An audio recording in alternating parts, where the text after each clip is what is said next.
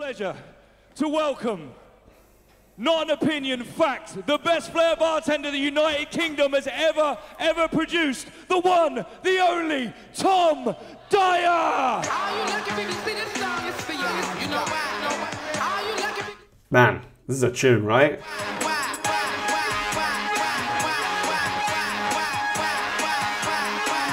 Now, I have to tell you something. That song, this one,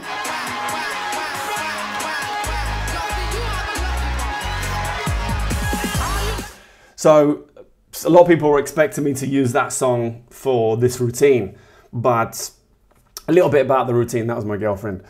A little bit about the routine before we get started. I didn't want to use any of the music that I've used in the past. I wanted to bring some new moves. I couldn't bring all new moves because that would just be silly. But I wanted to bring some new moves. I wanted to bring some upgrades of my moves already. I didn't want to go crazy with the moves and try and do all this crazy multiple object stuff because 9 years away from the stage, it's just going to be a mess, I believe. So I wanted to bring something which was diverse, different, and where the main focus was 3 bottles. I wanted to show people that you didn't have to do a consistent amount of different variations of objects to be able to do a cool routine. Now there are some mistakes that I made, and in hindsight I would have done things in this routine slightly differently, but I'll talk you through it so you can see what was going through my head, how I came up with these ideas, and about the new moves and everything else. But about this room quickly, now there's one thing which you can't get through the cameras, and that is the heat. The heat in the room. Like, that screen, first of all, was giving off about 12 degrees extra heat, and it was hot, like sweaty, sweltering. You'll see Alexander Stiffanoff is his routine wiping his arms. I wipe my arms. Everybody were wiping their arms because you couldn't stall a bottle. It would just slip off your elbow. But, you know, it was the same for everybody. And yeah, it was, the energy in there was incredible, man. The energy, the emotions from all of us competing, like, it was like something I'd never experienced before. Everybody was nervous, but then afterward, well, we'll get to the end and I'll tell you what happened afterwards. Let's start the routine, shall we? Oh.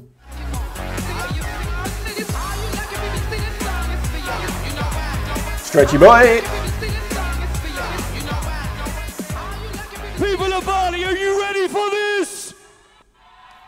Oh, here we go. I wish Absolutely shitting myself. you the best of luck, and your time starts now.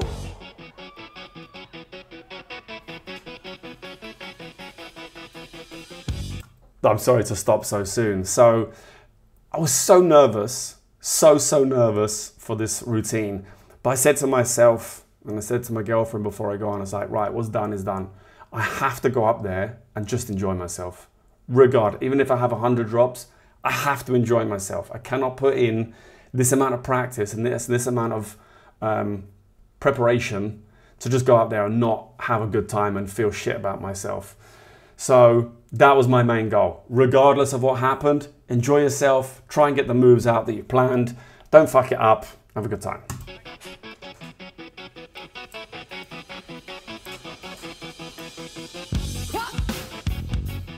Yeah.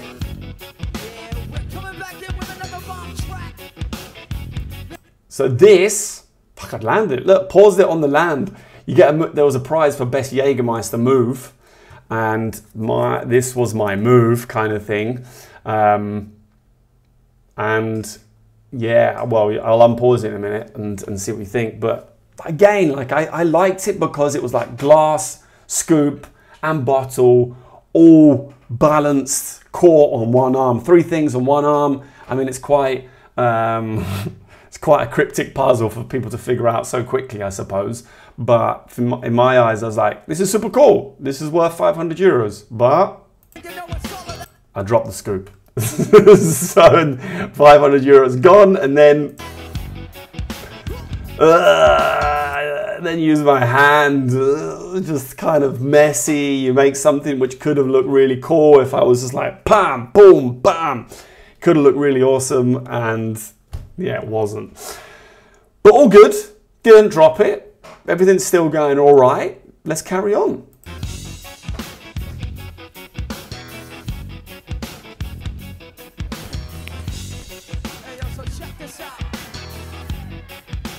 The crowd were pretty good. They're pretty good. You can't hear them very well on the videos, but the crowd there were pretty nice, man. It was great.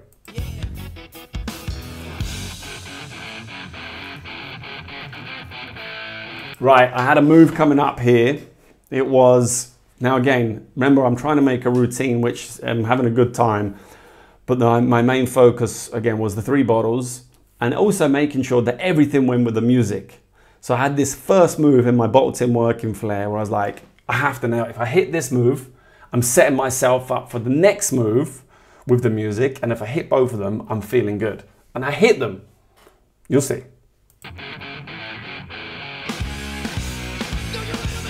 Cool. Bit messy, but I got it. Cool.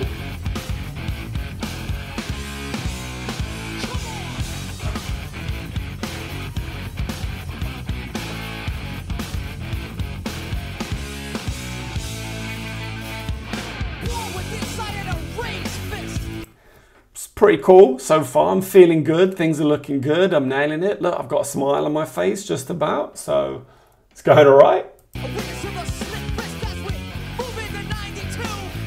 That's a new move. There was a couple of new moves, a couple of old moves already. That was the hand. That was my first drop.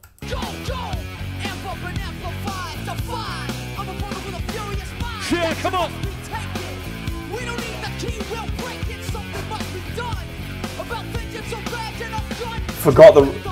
I forgot the routine. You see me looking around. Look. Whoop, ready.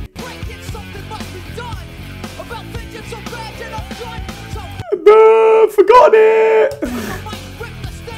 Then I remembered, I was, oh shit, yeah, because normally these 2 bottles that I'm using, normally they were sitting on the side of the bar in my setup. So the bar I was practicing off of, I had a bigger bar and had my setup all planned and ready. When I got there, this bar was like half the size. So I'm like, shit, where am I gonna put everything?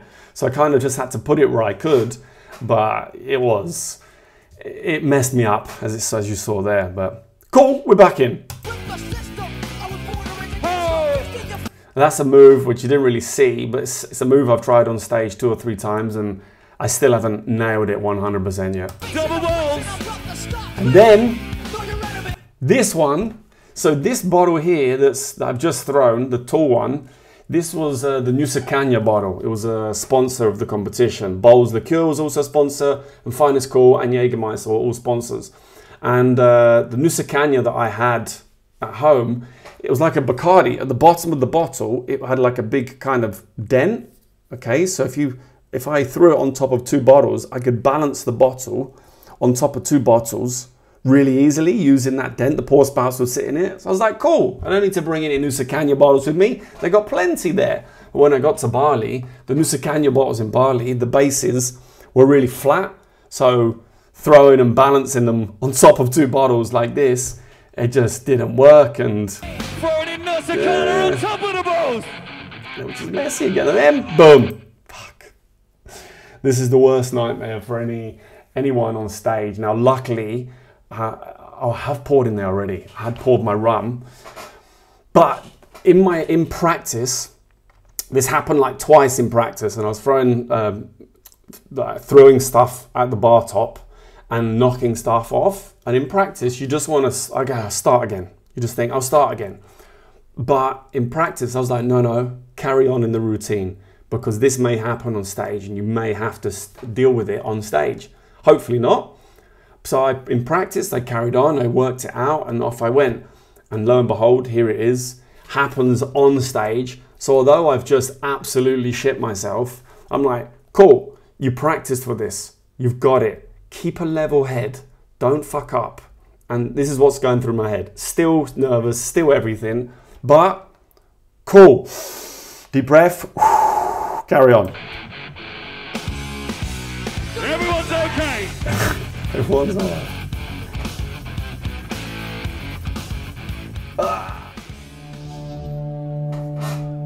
So back in, Rafa gave me the big shaker and the small shaker back.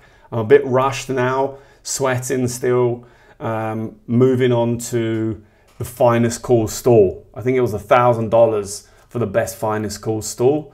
So I was like, I want that. 5,000 or 500? Anyway, this was my stall.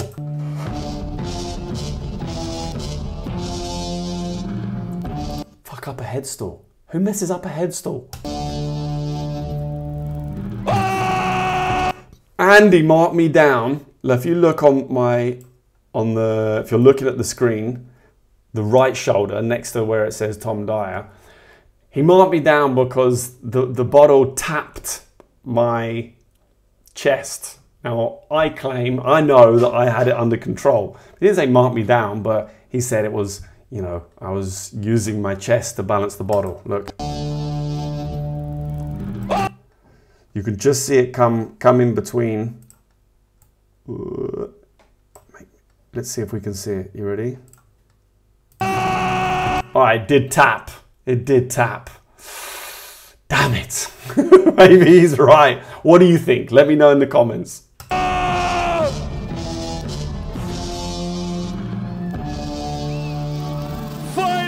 So, signature move, upgrade with the head stall. Like, I had to show some new moves and some upgrades. There's an upgrade. Cole, you are welcome!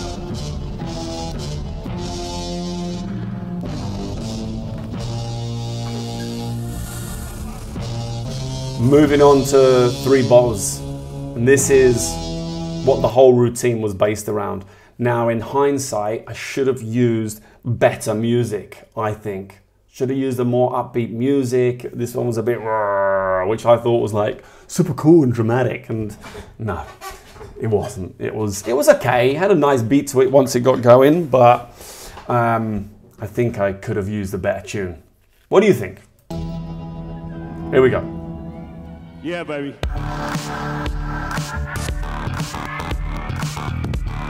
That little throw there, that little back throw, fucking well hard. And I wanted to start off like smooth. I wanted to show 3 bottles can flow like bottle tin, throw in some cool moves in there. I threw in some moves that people probably wouldn't really understand. And it was all about the connections and the flow of the routine with a couple of like bigger moves at the end. Except for in the middle, there's also a couple of big moves as well. This one, boom.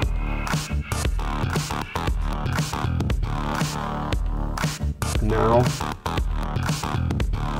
Nice. This is a nice little connection. Oh! What? This annoyed me. Should have caught the bottle, 3 bottles in one hand. And this move, so this is a new move. I had 1, 2, I think 2 moves where I throw all 3 bottles from one hand. This one, from a back to front throw, you don't really see it on stage. It was a back to front throw, 3 bottles, catch 2, stall 1, and I messed up the stall.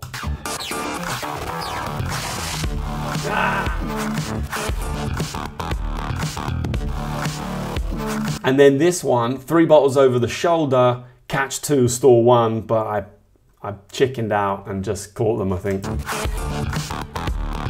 Yeah. Swipe through. Tap. Nice.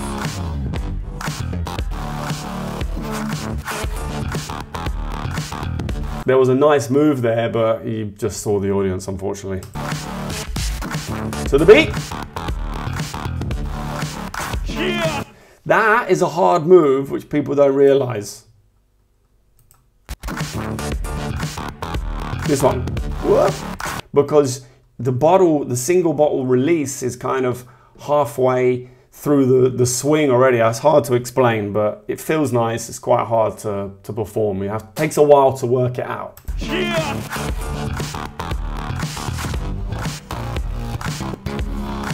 Woo! Ay, ay, ay. Ah! 3 bottles. Like that is another, like this move is a signature move. It's hard. 1, 2, 3, boom. Bit of old school Tommy D. Here we go.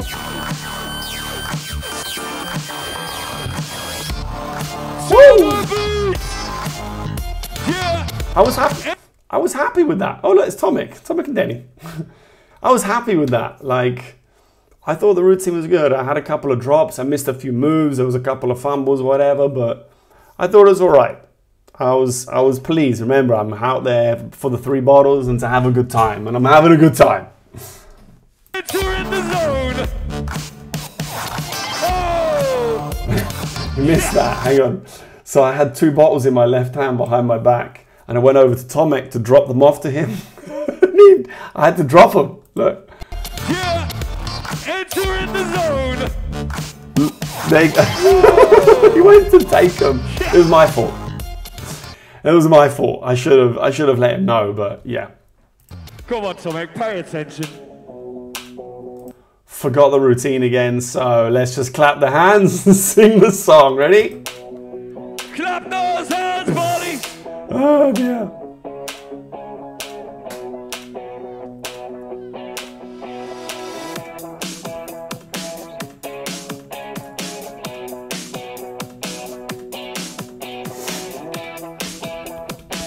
So now I'm making up for that knocked over tin. You know, I'd knocked it over, I had to pick up a thing and pour it again. You know, it was all a bit of a thing.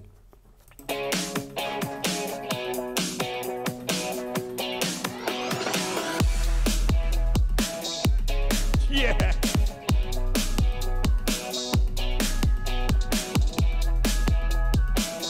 You see that ice was basically water already because of the heat. Shaking. Oh.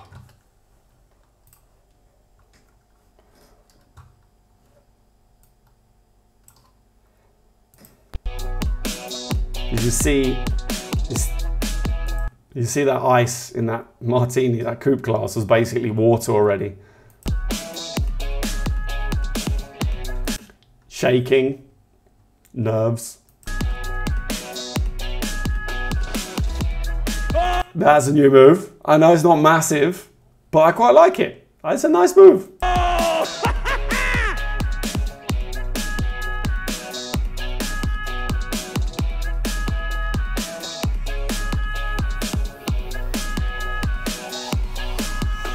Right, this move, I did this in the Roadhouse 215 World Finals, and if you can hear the Stretch on the microphone in a minute saying, stick it, because it fell off my elbow. So I was like, I've got to get it this time. And in the Roadhouse Finals, it went down really, really well. I can't remember how the crowd responded here, but they at least got, like, when the stall happened, you'll see, it all went pretty well. Again, it's the music and blah, blah, blah. Stick. Boom. And the slide, boom.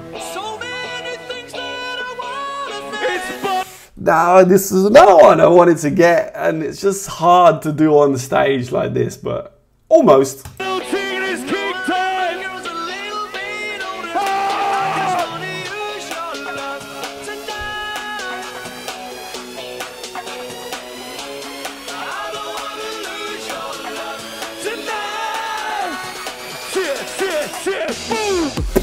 Yes, I had to change that move to go with the music as well. Look. Bum bum poof.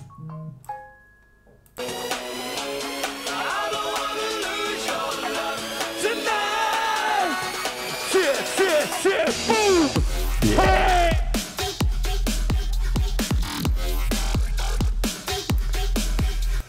This move, right, which you've probably seen on my social media a few times already, it's never been on stage before, and it was time to bring it on stage, and I practiced it, and I wasn't landing it very consistently. And then I worked out the trick on how to do the move. I was like, okay, I've got to slow down, swing my leg around, do the move, and then spin and catch. And I had it, and I was getting it 9 times out of 10 in practice. And then obviously nerves got the better of me, and I didn't get it. But you might see me just kind of slow down all of a sudden. You ready? Slow there. And then I think I spun too fast.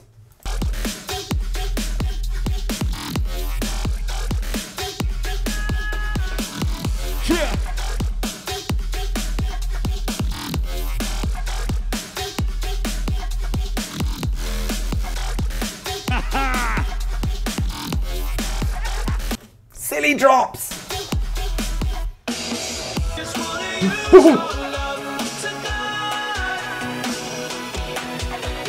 And you see me change my mind on doing the the reverse bump there. I went to do the reverse bump, realized it wasn't going to spin enough, so I went to the stall.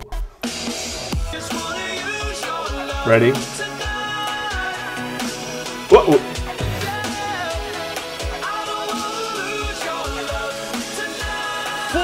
Now, this is a big mistake, and I tell everyone when I'm training them, don't do this. And then I went ahead and did it because my ego got the better of me, and I tried to do something on stage which wasn't ready. Although I'd landed this move 100 times on stage before, it's a pretty standard move for me to get. It's a flash with 3 bottles, 2 tins. And originally I'd had the end of my bottle tin sequence was going to be here. And I changed it to put in a multiple object move just to have that little bit of extra difficulty because it is a slightly more difficult move. And then this happened, and I'm chasing around the stage looking for bottles and trying to find out where it is, and that's just messing up my choreography. And I should land the move on the beat, which is going to happen in just a second. So don't make this mistake. Don't do what I say that you shouldn't do, and I should have followed my own advice. 8 seconds. That's when I should have landed the move, and I'm still looking for bottles. Just a bit of an anti-climax, you see. 30 seconds.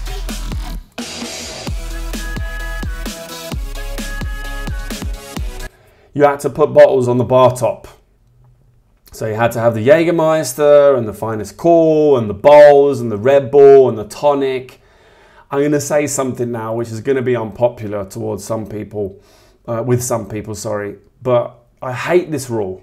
I hate it because it's unnecessary.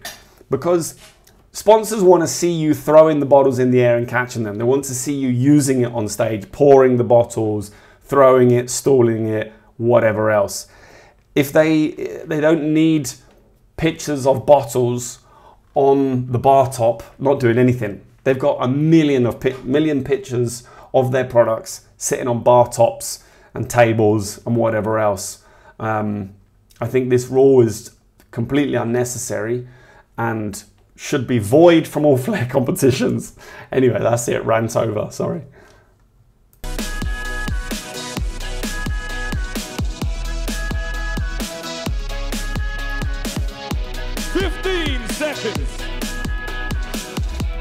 Forgot the routine again. Are you going on top of that? Are you shut up? 4, 3, 2, 1. Oh! Hey! Ladies and gentlemen, make some noise. Put your hands together for Mr. Tom Dyer. Welcome. Well, so that was the routine. Not my best routine ever, not my worst routine ever. I think it was very different from what people potentially were expecting, and that's what I wanted to show. I wanted to show something different. I wanted to show something to the music. I wanted to do it cleaner, and you know. But why did I do this? This competition. Now I need to tell you a quick story because when I finish competing, if you ask anyone who used to compete in Flair competitions and then they finish competing, especially when you've been competing at a high level and traveling a lot and competing for a long time, you get this form of depression. I can understand why, music artists come out of retirement and go back on tour. Not to compare myself to a music artist or Flair bartenders to a music artist, but when you're on stage and you practice something so much and you're performing performing at the highest level and performing well, and you're getting this admiration from an external source, which is the crowd, and it's quite a buzz on stage. It really, really does boost your ego. That's why a lot of Flair bartenders have big egos. And when you finish competing, that all goes away, and then you're like, depressed. So this competition came up, and I was like, okay, cool. This is my chance to get that feeling back. And when we got back to that competition, like myself, Luca Valentin, Danilo Uribe, Rafael Arce, Gianluigi Bosco, Stiffer was there, Juliana Buda, Ika from Indonesia, and I think I'm definitely missing one more person. Sorry, who the other person is, I can't remember. But we were having such a good time getting back into the rhythm of what we were doing 10 plus years ago with each other. And once the competition was over, it was tears of joy from a lot of us. This emotion, this flooding of emotions coming from all of us of like, man, we've missed this so much. And we all said we want to come back to compete again, and Danilo did.